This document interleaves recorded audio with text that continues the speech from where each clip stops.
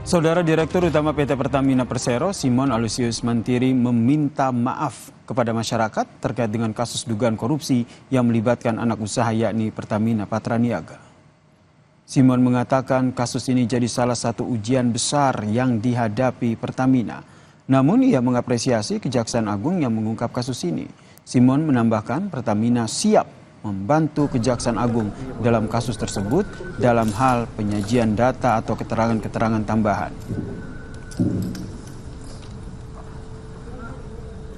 Saya Simon Aloysius Mantiri sebagai Direktur Utama PT Pertamina Persero menyampaikan permohonan maaf yang sebesar-besarnya kepada seluruh rakyat Indonesia atas peristiwa yang terjadi beberapa hari terakhir ini. Kami sangat mendukung upaya dari Kejaksaan Agung dan tentunya akan terus membantu apabila dibutuhkan data-data ataupun dibutuhkan keterangan-keterangan tambahan agar supaya proses ini dapat diproses dan berjalan sesuai dengan ketentuan. Masyarakat kecewa dan marah dengan kasus dugaan korupsi di Pertamina, saudara. Warga merasa Pertamina tidak cukup hanya meminta maaf, mereka meminta kasusnya dituntaskan dan pelakunya dihukum berat. Saya Simon Aloysius Mantiri sebagai Direktur Utama PT Pertamina Persero menyampaikan permohonan maaf yang sebesar-besarnya.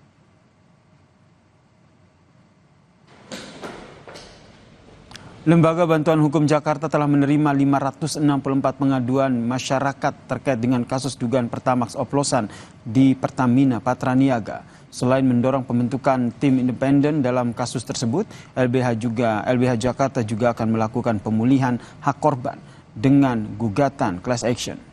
Posko pengaduan yang dibuka sejak 25 Februari ini bisa diakses warga secara online untuk mengadukan permasalahan dari dampak kasus dugaan Pertamax.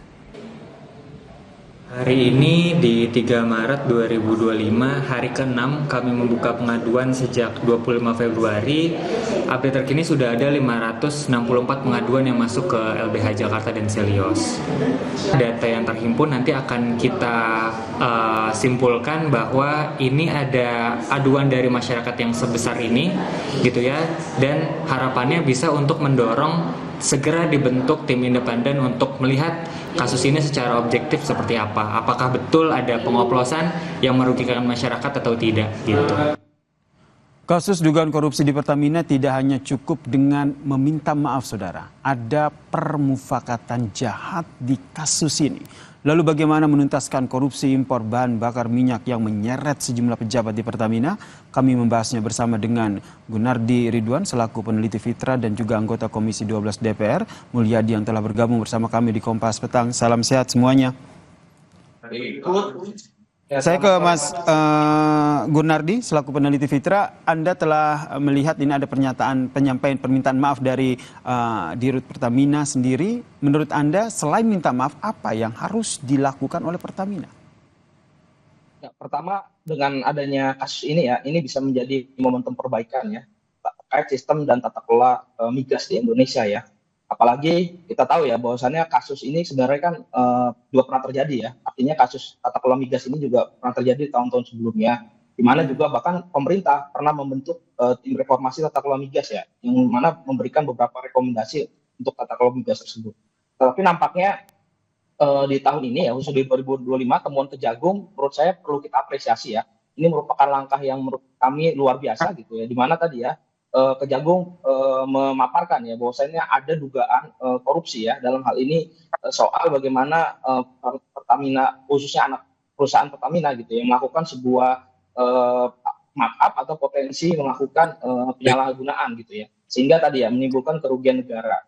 Apalagi saya pikir ya rentang tahunnya juga cukup lama ya, dari 2018 sampai 2023, di mana juga di situ ada era pandemik ya, di mana masyarakat pada saat itu sedang mengalami kesulitan secara ekonomi, tapi ada sekelompok orang gitu yang mendapatkan keuntungan. Dan saya pikir pemerintah perlu melakukan tindakan gitu, tindak tegas pelaku yang kemudian diduga ya melakukan indikasi korupsi, dan juga saya pikir ini tidak bisa main-main ya. Oke. Pemerintah ataupun aparat penegak hukum juga perlu menelusuri ya kemana alirannya gitu ya, biar lebih jelas dan juga tidak hanya mengambang di atas saja gitu. Menelusuri aliran ini lebih jelas sehingga memang Pertamina ini benar-benar harus diselamatkan, dengan catatan memang orang-orang yang terlibat dalam kasus di dugaan korupsi ini juga diusut begitu. Anda melihat sistem pengawasannya seperti apa, Pak Mulyadi dari Komisi 12 DPR? Ya, sebetulnya emang persoalan yang menjadi kasus hukum ini tentu merupakan sesuatu yang mengejutkan kita ya. Walaupun selama ini banyak pihak yang mengatakan adanya mafia migas dan lain sebagainya. Oleh karena itu saya merasa sudah sewajarnya Dirut Pertamina menyampaikan permohonan maaf. Walaupun periode kasus hukum yang terjadi adalah pada periode sebelumnya, sebelum Pak Simon menjadi Dirut ya. Maka dari itu saya sepakat, kami di Komisi 12 tentu sama seperti yang disampaikan oleh Pak Gunardi tadi, Pak Gunardi dari Fitra. Tentu ini kita jadikan sebagai sebuah momentum untuk melakukan perbaikan. Kami ingin mengetahui dari mekanisme mana yang terjadi titik kelemahan dalam tata kelola migas ini. Ini yang harus kita pastikan. Dari titik bagian mana, mulai dari hulu sampai hilir, di bagian-bagian mana yang harus kita lakukan perbaikan. Bahkan sebetulnya Undang-Undang Migas itu, revisi Undang-Undang Migas sudah lama kita ingin lakukan revisi, namun sampai saat ini belum terjadi. Maka dari itu pada kesempatan ini, salah satu yang memang yang cukup mendesak adalah kita juga harus melakukan revisi Undang-Undang Migas. Termasuk sejauh mana peran dari SKK Migas ya. Dulu kan sebetulnya bukan SKK, dulu ada namanya BP Migas. Tapi setelah itu dibatalkan oleh MK kan, dibentuklah SKK. Maka dari itu kita harus lakukan perumusan yang lebih cermat. Kita bikin semacam institusi atau badan baru yang betul-betul bisa mengcover atau menutup celah-celah yang selama ini mungkin bisa dimanfaatkan oleh pihak-pihak tertentu. Oke, adanya badan baru untuk bisa mengusut kasus ini. Dari Fitra sendiri? Bukan badan baru, maksud saya di dalam Undang Migas tentu nanti kita bikin, kita rumus ulang, kita lakukan Rumus ulang ya? Apakah nanti bentuknya akan tetap SKK atau badan lain, itu kan soal lain. Okay. Namun kebutuhan terhadap revisi Undang-Undang Migas saya rasa sudah menjadi sebuah kebutuhan, saya rasa. Kebutuhan akan revisi Undang-Undang Migas ini jadi salah satu upaya untuk... Dan begitu juga terkait dengan peran BPH Migas. Sebetulnya kan BPH Migas adalah lembaga yang melakukan pengawasan dalam penyaluran BBM.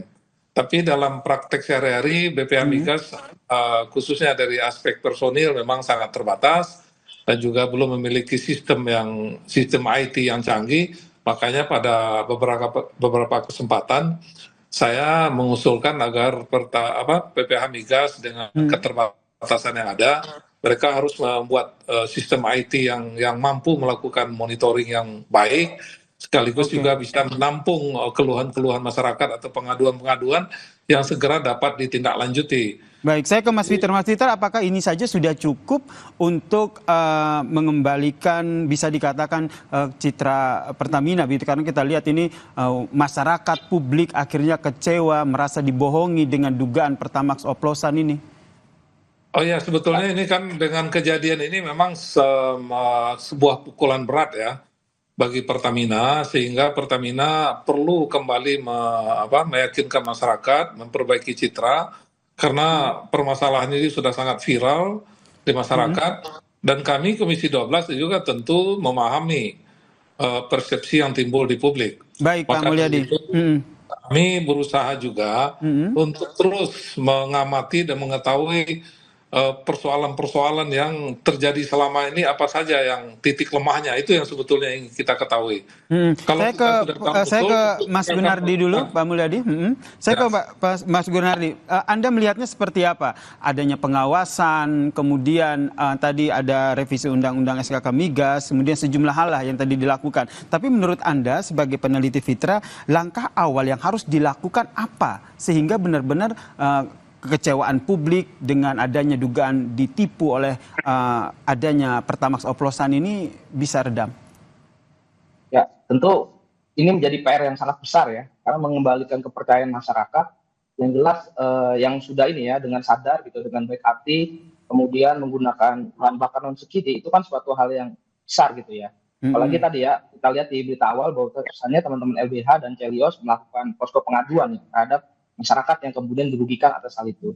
Nah, saya juga sebagai pemakai Pertamax juga cukup kecewa gitu ya terhadap dugaan ini, sehingga maka yang paling penting tadi ya, bagaimana ada rumusan gitu, transparansi dan akuntabilitas soal ini ya, rantai pasok gitu ya, migas di Indonesia. Tadi saya sepakat juga dengan Pak Mulyadi tentunya gitu ya, tentu perlu juga ada sebuah sistem gitu ya, agar pengawasan itu tidak hanya dilakukan dengan SKK migas saja. Tadi kan sudah disampaikan ya, bahwasanya BPK migas itu punya keterbatasan, tadi sudah disampaikan. Nah, terus bagaimana melibatkan tadi ya partisipasi masyarakat, ini menjadi penting ya, agar tadi tidak ada lagi praktik yang terjadi Tidak seperti ada ini lagi ya. praktik Bahkan dugaan korupsi ya, yang terjadi di Pertamina. betul. Bahkan Kalau kita lihat menurut Mas Gunardi, IITS sendiri pun kan, bahkan menurut IITS sendiri pun ya, bahwasannya itu juga mereport ya, bahwasannya nilai atau skor apa namanya transparansi kita tuh rendah gitu ya.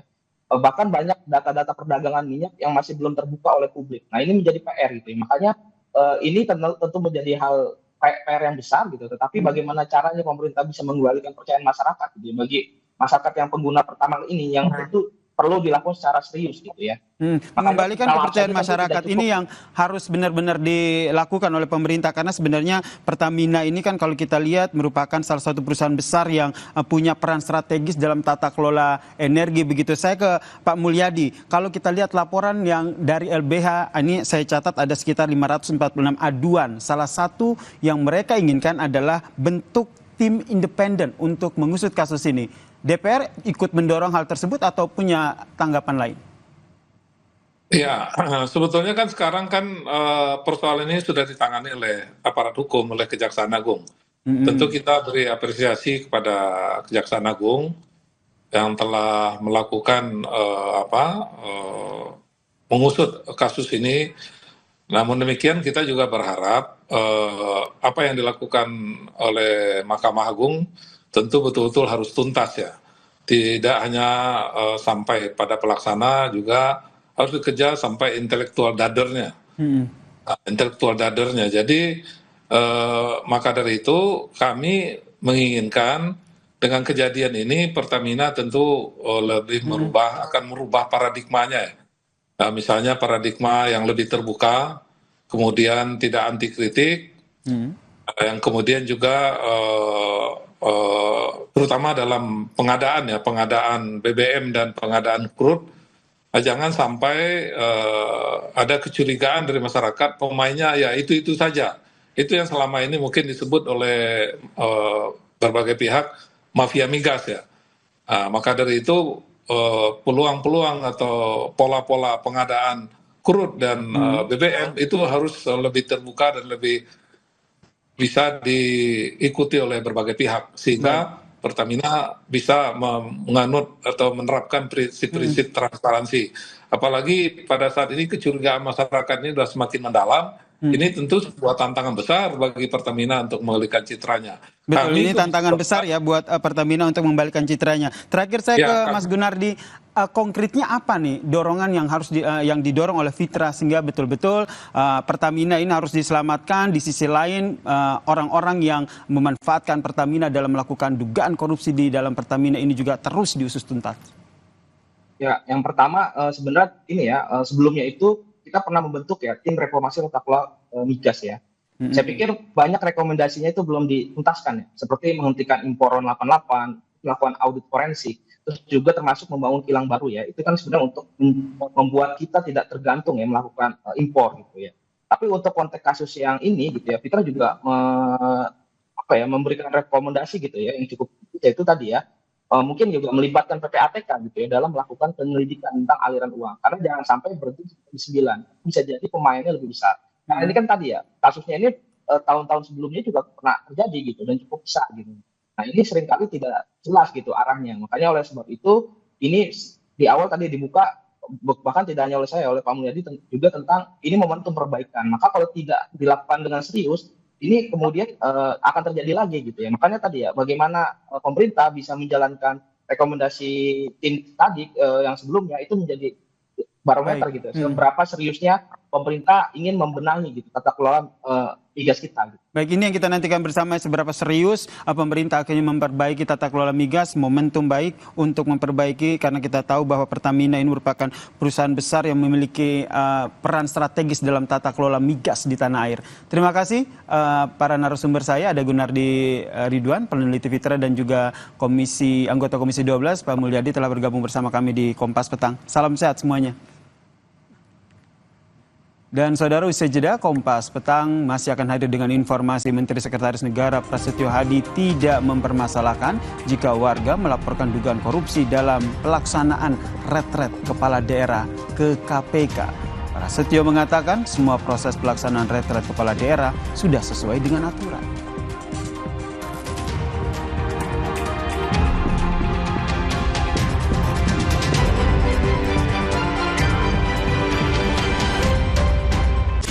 Luwak,